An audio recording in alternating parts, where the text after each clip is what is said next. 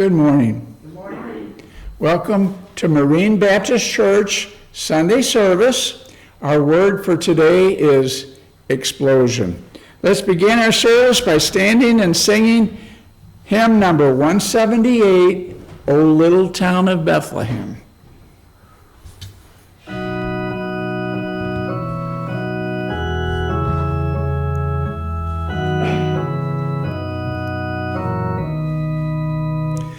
O little town of Bethlehem, how still we see thee lie.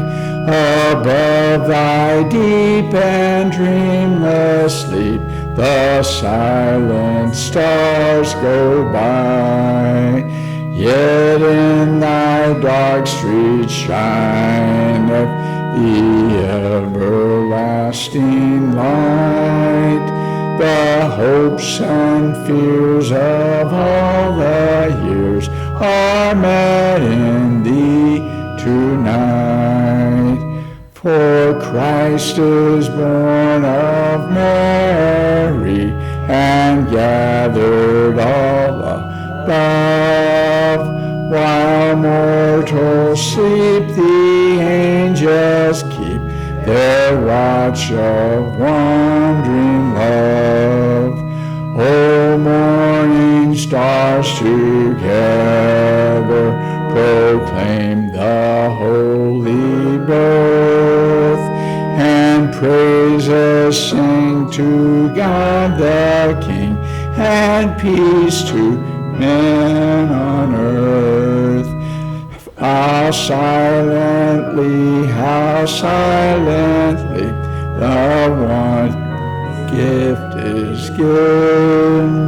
So God imparts to human hearts the blessing of his heaven. No ear may hear his coming, but in this world of sin, where meek souls will receive him still, the dear Christ enters in. O holy child of Bethlehem, descend to us, we pray. Cast out our sin and enter in. Be born in us today. We hear the Christmas angels the great glad tidings tell. Oh, come to us, abide with us, our Lord Emmanuel. Let's remain standing for prayer. Dear God, you have done such a wonderful job, and we apologize because we have not done a better job of following Jesus, who is our Savior and King. Thank you for your mercy and for your love and for all that you do to stop the evil and protect us from this corrupted world that we live in. We pray that you will show us how to help you to bring this world in line. In Jesus' name I pray. Amen. You may be seated. Let's sing hymn number 185, Away in a Manger.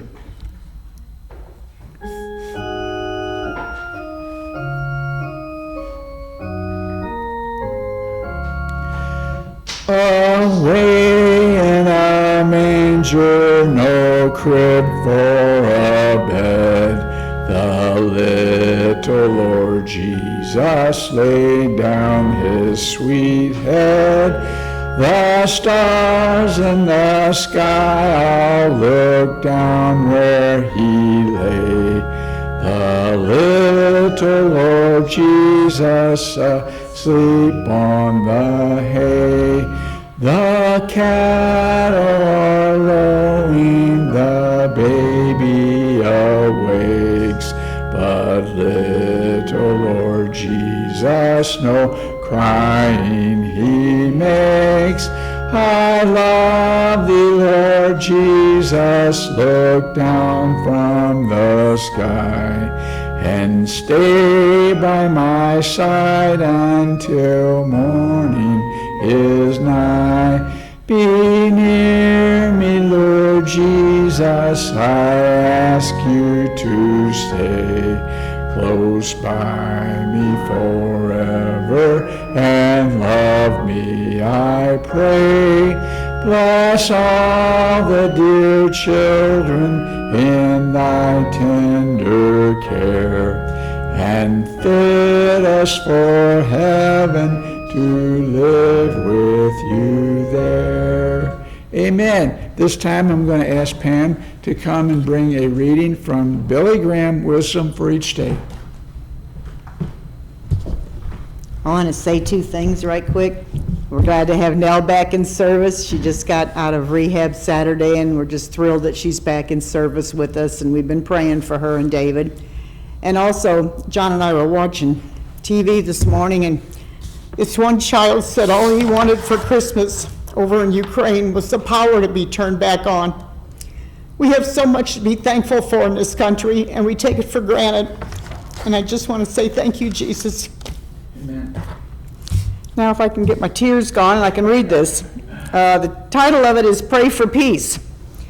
And the Bible verse is Daniel 9:26. War will continue until the end.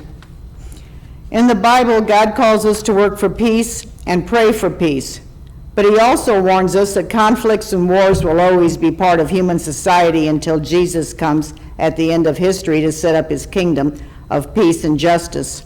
And that day, all evil will be eliminated and perfect peace will reign upon the earth.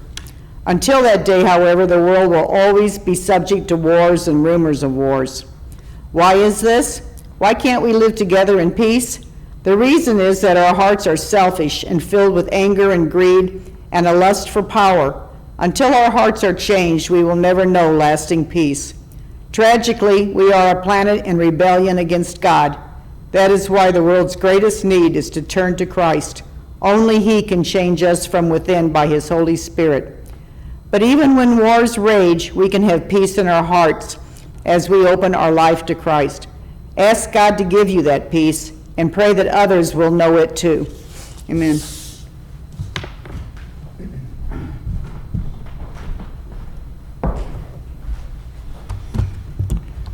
Our starting point Bible verse for today, Isaiah 45:12. I have made the earth and created man upon it. I, even my hands, have stretched out the heavens, and all their host have I commanded. Let's pray. Dear God, thank you for your wonderful creation and for Jesus, who has bought it back from Satan when Adam and Eve lost it in the Garden of Eden. Thank you for your Holy Spirit who lives in us. We pray that we will listen to his guidance and obey him as he directs us how to follow our Savior and King. In Jesus' name we pray. Amen. In 2 Peter 3:10, Peter wrote, "But the day of the Lord will come as a thief in the night, in the which the heavens shall pass away with a great noise, and the elements shall melt with fervent heat. The earth also and the works that are therein shall be burned up." I thought this picture was a good representation of that event. It's available in freebibleimages.org/FN-creation. It's a picture which is provided to describe what happened at creation. Scientists call it the Big Bang. They believe an act of physics is responsible for life.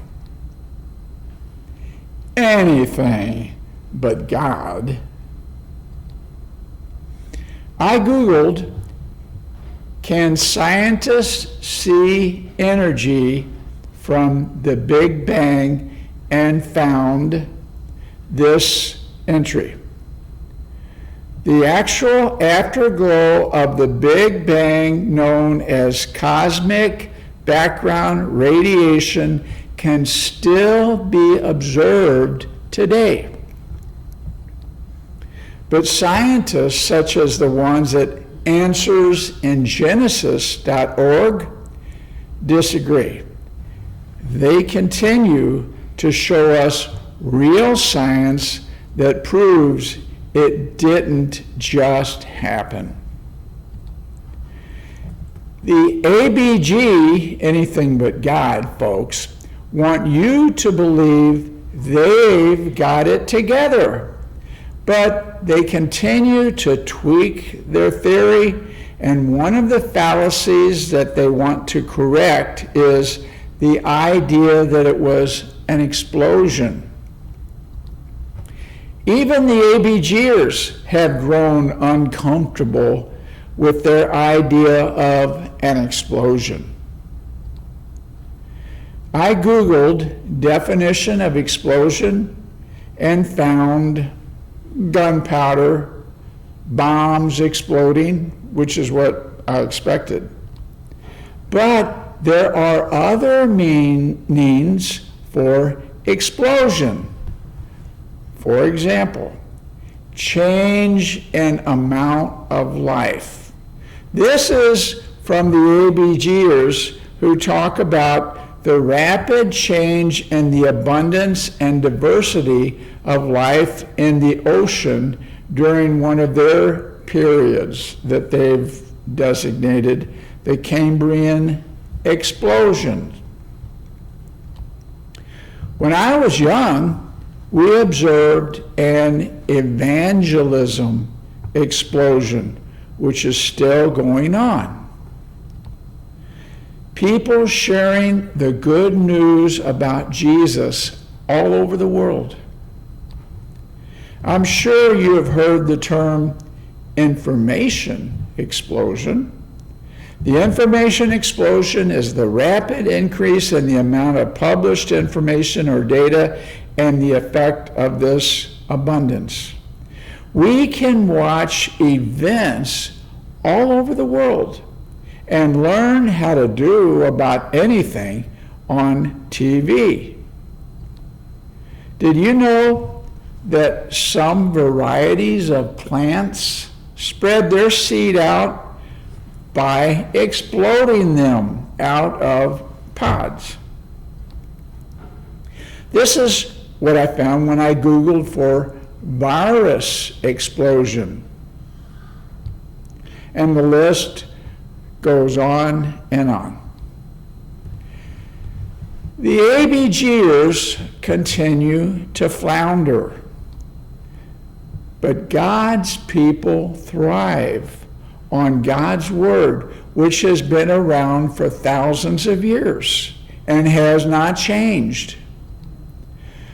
My understanding from Scripture is that God moved on the void to make the creation that we live in, and humans can see evidence of that spiritual event. And God has been doing that since the beginning. In this passage of Scripture, Paul shows us that deep down inside, the ABGers really know. Romans 1:18. For the wrath of God is revealed from heaven against all ungodliness and unrighteousness of men who hold the truth in unrighteousness, because that which may be known of God is manifest in them, for God hath showed it unto them. Do you remember the Volkswagen commercial where the little boy stretched his hand at the car and it started? He had been going all through the house and trying to start the washing machine and the TV, and he kept stretching his hand at all of these things, okay? And it was like he was imitating Darth Vader on Star Wars, who stretched forth his hand, and when he did, things happened because of the darkness. Trying to evoke a reaction, but getting nowhere, the little boy was as he was wandering through the house. Then the little boy's dad saw him pointing his hand at the car, and he started the car with the remote from inside the house, and the little boy thought, it worked. Well, stretching forth is in the Bible. Exodus 7:5. God tells Moses, "And the Egyptians shall know that I am the Lord, when I stretch forth mine hand upon Egypt and bring out the children of Israel from among them." When God sent Moses and Aaron to talk to Pharaoh, he told Moses, "You will be as God to Pharaoh. Stretch forth your hand, and miracles will explode." And they did. The river turned blood. Then came the frogs, then lice, then flies, diseased cattle, boils, hail, locusts, darkness, and finally the death of the firstborn of the unprotected. All through the power of the outstretched arm of God. I searched for stretched out in the King James Version of the Bible. It appears in 74 verses. For example, Isaiah 14:27, "For the Lord of hosts hath purposed, and who shall disannul it? And his hand is stretched out, and who shall turn it back?" Jeremiah 10:12 reminds us, "He hath made the earth by his power. He hath established the world by his wisdom, and hath stretched out the heavens by his discretion." Pharaoh never got it, and his life exploded all around him. But some do get it. This is a picture of King Solomon talking with God in a dream. When King David died and his son Solomon became king, God appeared to Solomon in a dream and asked Solomon, what did he want? The details of the communication are recorded in two places. In 1 Kings 3, verses 1 through 15, and basically the same story is recorded in 2 Chronicles 1, verses 7 through 12. This is a picture of God asking Solomon, what do you want? Solomon told God, I want understanding. Since Solomon asked for something that would benefit the kingdom, God blessed Solomon with earthly riches. God blessed King Solomon with other things besides understanding and wisdom. Let me read. In God's, verse 11, 2 Chronicles 1:11. And God said to Solomon, because this was in thine heart, and thou hast not asked riches, wealth, or honor, nor the life of thine enemies, neither yet hast asked long life, but hast asked wisdom and knowledge for thyself, that thou mayest judge my people over whom I have made thee king.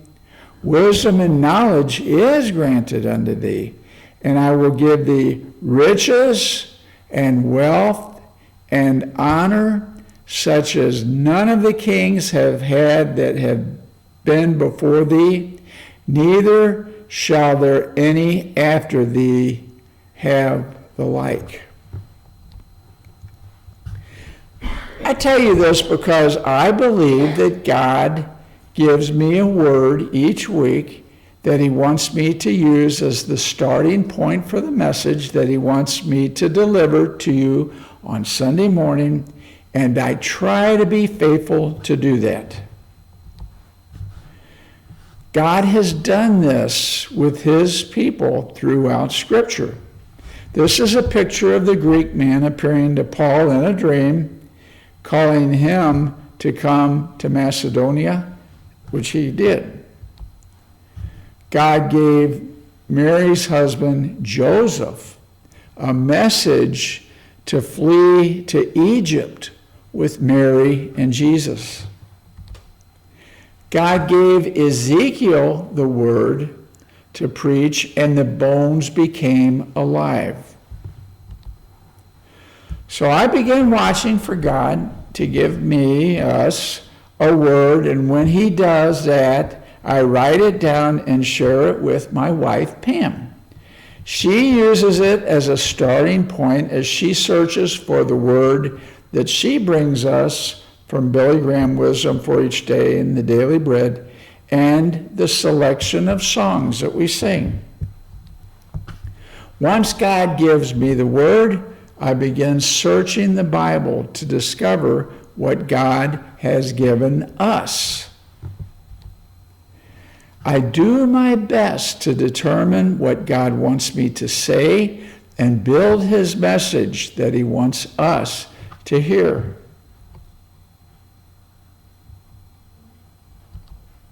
And each week, we add a little more of his word to the accumulation of his word that he has already given us. As I have been involved in this process, I have come to believe God is at work, giving us what we need in order to prepare us for our own paths that he has given us to walk, or to explain what is happening. I believe every week is important and necessary to our salvation and spiritual growth. Just as every word of God is important. If we are faithful to his word, our houses will stand. Or not. Let's pray. Dear God, we pray that we will take Jesus with us as we leave this place, and that we will honor him with our lives. Thank you for all your people who obeyed you and made your plan work for us in your church.